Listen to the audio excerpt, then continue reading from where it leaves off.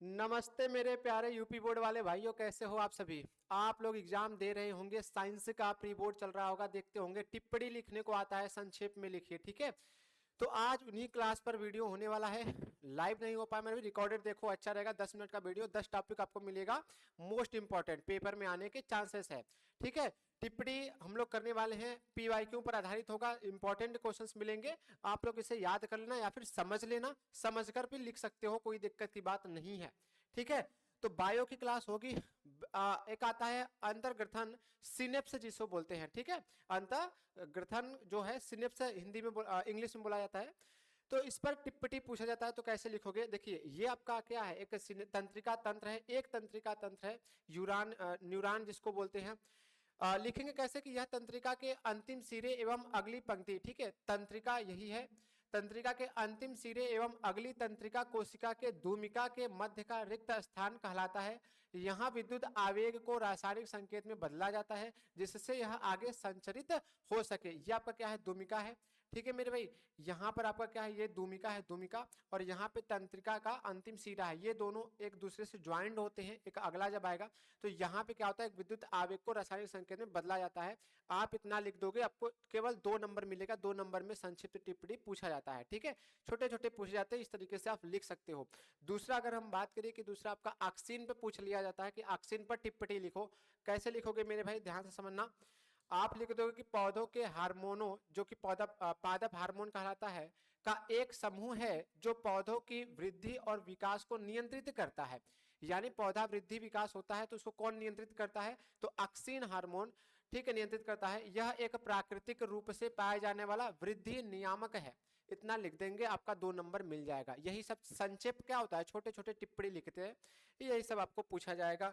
अगर हम बात करें तीसरा, आहार श्रृंखला में सूर्य के प्रकाश का महत्व डालिए। यह भी टिप्पणी में ही पूछा जाएगा, संक्षेप में लिखने के लिए।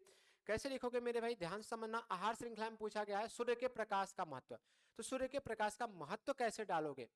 सूर्य का प्रकाश आहार श्रृंखला की शुरुआत है, ठीक है भैया।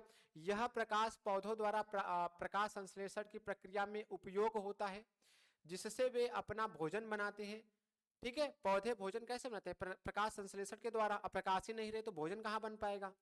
तो पौधे प्राथमिक उत्पादक होते हैं जो ऊर्जा को जीवों तक पहुंचाते हैं। बिना सूर्य के प्रकाश के पौधे भोजन नहीं बना सकते मेरे भाई, जस्ट मैंने अभी बताया। और आहार श्रृंखला का आधार ही समाप्त हो जाएगा, ठीक है भैया। इसलिए सूर्य का प्रकाश आहार श्रृंखला में ऊर्जा का मूल स्रोत है। इतना लिख देंगे, बस काम खत्म। समझ जाओगे तो बनाकर लिख सकते हो आप लोग, ठीक है। चलिए, 1-2 बार पढ़ोगे याद भी हो जाएगा। कचरा प्रबंधन, ये पूछा गया था 25 के एग्जाम में पिछले साल आपके, ठीक है। हर एक शिफ्ट में देखने को मिला था, 2-3 शिफ्ट में ये कचरा प्रबंधन से मिला था। तो कचरे के बारे में लिखना है यहाँ पे, अच्छी अच्छी बातें। जैसे कि बोला गया है कि कचरा प्रबंधन का अर्थ है कचरे को सही तरीके से इकट्ठा या फिर परिवहन या फिर पुनर्चक्रण और निपटान करना। अगर आप ये सब ना लिखकर केवल इकट्ठा भी लिख देते हो तो कोई दिक्कत की बात नहीं है, ठीक है। तो इससे पर्यावरण प्रदूषण कम होता है और स्वास्थ्य संबंधित समस्याओं से बचाव होता है जी। कचरे को आप जहां तहां फेंक नहीं सकते क्योंकि उससे प्रदूषण फैलता है। अगर आप इसी को इकट्ठा करके एक जगह रख देते हो, जला देते हो, या फिर क्या करते हैं, निपटान करना, यही सब होता है, तो उससे प्रदूषण क्या होता है, कम होता है। तो कचरा प्रबंधन में कचरे को अलग अलग प्रकारों में बांटना, जैसे जैविक, प्लास्टिक, कागज, पुनः उपयोग और पुनः चक्रण को बढ़ावा देना। यानी कचरे में तो कई वैरायटी आ जाएंगे ना आपके, जैसे कि प्लास्टिक आ जाएगा, कागज आ जाएगा, जैव विकास, ये सब। तो आप इसे अलग अलग तरीकों से बांट सकते हो, ठीक है। फिर आप इसका पुनः उपयोग भी कर सकते हो। तो यह स्वच्छता बनाए रखने में संसाधनों के संरक्षण के लिए आवश्यक है। इतना लिख देंगे कचरा प्रबंधन पर टिप्पणी, ठीक है। आगे आ जाइए भैया, अगले क्वेश्चन की बात करेंगे। तो ओजोन परत पर आता है, ओजोन परत लाभदायक है या हानिकारक है, व्याख्या करना है मेरे भाई, ठीक है। ओजोन परत की बात किया है, चलिए। तो कैसे करोगे, बोला देखिए ओजोन परत होता क्या है, तो ओजोन परत लाभदायक है। क्यों, क्योंकि भैया यह पृथ्वी को सूर्य की हानिकारक पराबैंगनी यानी अल्ट्रावायलेट किरणों से बचाती है। ये जो ओजोन परत है हमारे वायुमंडल के एक लेयर में रहता है, ठीक है। और सूर्य से निकलने वाले कौन से अल्ट्रावायलेट किरणें, जो पराबैंगनी हिंदी में बोलते हैं, उससे रक्षा करती है। किस प्रकार से रक्षा करती है ये समझते हैं। यदि ओजोन परत न हो तो पराबैंगनी यानी अल्ट्रावायलेट किरणें सीधे पृथ्वी पर पहुंचेगी, ठीक है भैया, क्योंकि यही तो रोकती है। जिससे त्वचा का कैंसर हो जाएगा, आंखों की समस्या और पौधों तथा समुद्री जीवों को नुकसान होगा। इसलिए ओजोन परत हमारे पर्यावरण और जीवों के लिए अत्यंत महत्वपूर्ण है। ठीक है, ओजोन परत आप लोगों ने देखा और लॉकडाउन तो देखा ही होगा, सुना भी होगा। उसमें क्या हुआ कि प्रदूषण कम हुआ तो ओजोन परत जो फटने वाले थे वो सही हो गए, ठीक ठाक हो गए। तो ओजोन परत क्या करता है, हमारे शरीर की रक्षा करता है।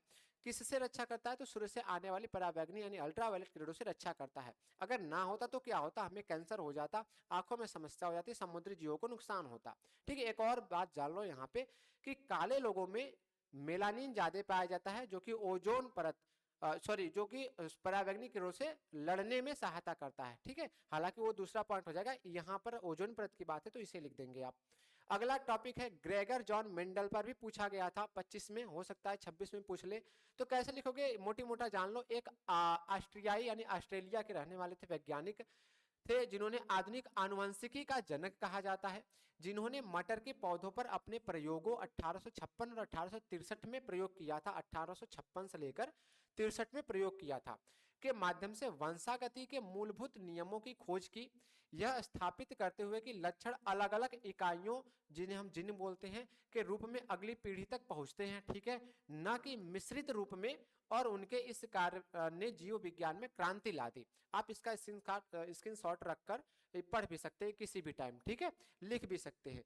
नेक्स्ट 2-4 बार लिखोगे याद हो जाएगा। प्रतिवर्ती चाप रिफ्लेक्स एक्शन की बात करेंगे तो कैसे लिखोगे मेरे भाई, तंत्रिकाओं का वह पथ है जो किसी उद्दीपन के प्रति शरीर की त्वरित और स्वचालित प्रतिक्रिया को पूरा करता है, जिसमें ग्राही से सूचना संवेदी तंत्रिका द्वारा मेरुरज्जु यानी स्पाइनल कॉर्ड तक पहुंचती है, और फिर मेरुरज्जु से प्रेरक तंत्रिका द्वारा मोटर नर्वस सिस्टम के द्वारा कार्यकारी अंग तक वापस आती है, और यह क्रिया मस्तिष्क के बिना होती है। यानी अगर आपने किसी गर्म वस्तु को छुआ तो ये सिग्नल होते हुए कहाँ जाएगा, स्पाइनल कॉर्ड तक, ब्रेन तक नहीं जाएगा। क्योंकि हमें पता होना चाहिए कि हमारे शरीर का सेकंड ब्रेन किसे कहा जाता है, स्पाइनल कॉर्ड यानी मेरुरज्जु को कहा जाता है। तो छोटे मोटे काम को मेरुरज्जु ही संभाल लेता है, जैसे छींक आना, मुआस आना, इन सब चीजों को, पलक झपकाना, इन सब चीजों को कौन संभाल लेगा, मेरुरज्जु ही संभाल लेता है। ठीक है, आगे चले। तो यहां से गर्म चीजें आई तो किसको पता चला, स्पाइनल कॉर्ड को पता चला। फिर स्पाइनल कॉर्ड जो है वो तुरंत आदेश जाए कि भाई हाथ हटा लो, वस्तु गर्म है, जल जाओगे। तो आप तुरंत क्या करते हो, हाथ हटा लेते हो। क्या यह प्रक्रिया बहुत ज्यादा समय में होती नहीं मेरे, बहुत ही कम समय में होती है। ठीक है, समझ में आ गया। प्रतिवर्ती चाप पर लिख दोगे ना। आहार श्रृंखला पर भी आता है कभी कभी, तो 2-4 लाइन है, लिख दोगे। पारिस्थितिक तंत्र में जीवों के बीच भोजन और ऊर्जा के स्थानांतरण का एक क्रमबद्ध मार्ग है, जो दर्शाता है कि एक जीव दूसरे जीव को खाकर ऊर्जा कैसे प्राप्त करते हैं। आप लोगों ने देखा होगा, एक जीव दूसरे को खाता है और वो अगला आएगा उसको खा लेगा, अगला आएगा उसको खा लेगा। जैसे एग्जाम्पल की बात करेंगे तो घास देखे होंगे। अब घास को कौन खाता है, हिरण खाता है। हिरण को कौन खा जाएगा, शेर खा जाएगा। अब आपको कि भैया शेर को कौन खाता होगा, तो राजा है। नहीं, दिक्कत की बात नहीं, इतना लिख दोगे काम हो जाएगा। ठीक है, ज्यादा दिमाग इधर उधर मत लगाओ। नेक्स्ट, ब्रायोफिल्म, जैसे पत्थर चट्टा भी कहते हैं, ब्रायोफिल्म पे आ जाएगा। देखिए ब्रायोफिल्म पे आ जाएगा कि ब्रायोफिल्म पर संक्षिप्त टिप्पणी लिखियो। तो इसे हम लोग क्या कहते हैं, जैसे पत्थर चट्टा यानी पत्थर पर ये उगता है। अब हम बात करेंगे मेरे भाई, एक अनोखा पौधा है। हाँ भैया, पत्थर पर उग जा रहा है तो अनोखा ही पौधा होगा, जो अपनी पत्तियों के किनारों पर उगने वाली छोटी कलियों से वानस्पतिक रूप से प्रजनन करता है, जो गिरकर नए पौधे बन जाते हैं, और यह कायाकल्प पुनर्जन्म का प्रतीक है। ठीक है, याद कर लोगे इसे। नेक्स्ट, अगर हम बात करें इसका यूज कहाँ होता है, तो आप लोगों ने पथरी नाम सुना होगा। भैया पथरी हो गया है, जिसे हम लोग किडनी स्टोन कहते हैं। तो किडनी स्टोन में, सूजन में और पेट के अल्सर, अल्सर एक बहुत बड़ी बीमारी है मेरे भाई। ठीक है, जैसे कई आयुर्वेदिक औषधि गुणों के लिए जाना जाता है। कौन, ब्रायोफिल्म। ठीक है, पत्थरों पर मिलता है। नेक्स्ट, लास्ट टॉपिक पूछा गया कि मानव मस्तिष्क पर टिप्पणी लिखिए। ठीक है भैया, मानव मस्तिष्क पर टिप्पणी आ गया था लिखने के लिए। तो कैसे लिख दोगे, शरीर का सबसे जटिल अंग है, जो विचारों, भावनाओं, यादों आने लगी और सभी शारीरिक गतिविधियों जैसे सांस लेना, दिल की धड़कन, गति, इन सबको क्या करता है, नियंत्रित करता है। कंट्रोल कौन करता है, ब्रेन ही तो करता है। यह अरबों न्यूरॉन जैसे तंत्रिका कोशिका हम लोग कहते हैं से बना होता है, जो विद्युत संकेतों के माध्यम से जानकारी संसाधित करते हैं और इसे केंद्रीय तंत्रिका तंत्र के माध्यम से शरीर में भेजते हैं। यह मस्तिष्क के विभिन्न भागों जैसे सेरिब्रम होता है, सेरिबेलम होता है और ब्रेन स्टेम से मिलकर बना है, जो एक साथ काम करते हैं और हर इंसान को विशिष्ट बनाते हैं। ठीक है, तो ये जो 10 टॉपिक थे मेरे भाई इंपॉर्टेंट है, पढ़ लेना। हमेशा इसमें से बच जाएगा, 2 से 3 तो फंस ही जाएंगे, वरना अगर नहीं फंसा तो कोई दिक्कत की बात नहीं, कमेंट में बता देना कि किस टॉपिक पर अगला वीडियो चाहिए, आपको मिल जाएगा। तब तक के लिए जय हिंद।